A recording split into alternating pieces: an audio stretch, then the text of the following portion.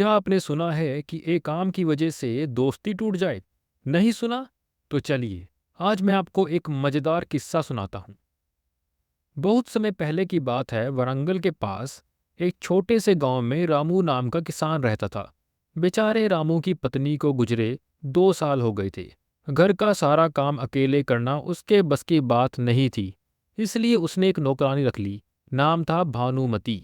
भानुमती मेहनती थी। घर का काम भी कर लेती थी, बर्तन भी मांज लेती थी और जानवरों का ख्याल भी रखती थी। लेकिन एक बड़ी समस्या थी। वह बहुत चटोरी थी। रसोई में जाते ही उसे खाने से खुद को रोकना मुश्किल हो जाता था। रामू ने कई बार उसे चोरी चोरी खाते पकड़ भी लिया, लेकिन भानुमती बड़ी चालाक थी।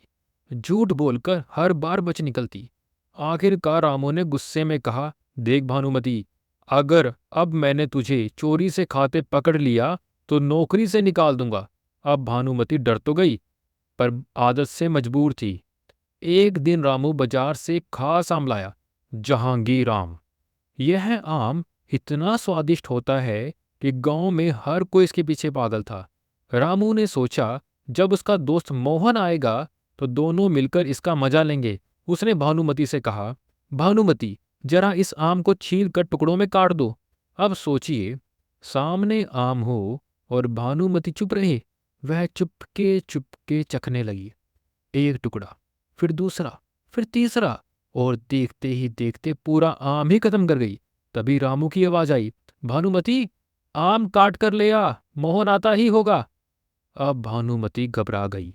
नौकरी हाथ से जाएगी, यह सोचकर उसके होश उड़ गए। तभी उसके दिमाग में एक चालाकी भरा ख्याल आया। वह बोली, मालिक, चाकू की धार ठीक नहीं है, जरा इसे तेज कर दीजिए। रामू बाहर बैठकर चाकू तेज करने लगा, गुनगुनाने भी लगा। इतने में मोहन आ पहुंचा। भानुमती ने उसे एक कोने में खींच लिया और फुसफुसाकर बोली, सुनो मोहन, आज मालिक तुमसे बहुत नाराज हैं। अभी चाकू तेज करते हुए बड़बड़ा रहे थे, आज तो मोहन की नाक काट दूंगा। मोहन डर के मारे घर के अंदर झांक कर देखने लगा।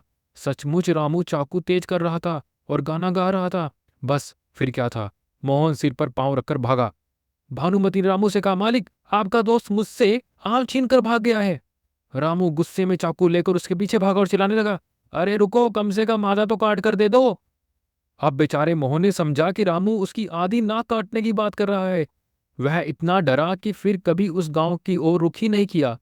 रामू थक हार कर घर लौट आया और इधर शरारती भानुमती संतोष से मुस्कुरा रही थी, मानो कह रही थी, आम तो चख लिया, अब देखती हूं अगली बार कौन सी चाल चलूं।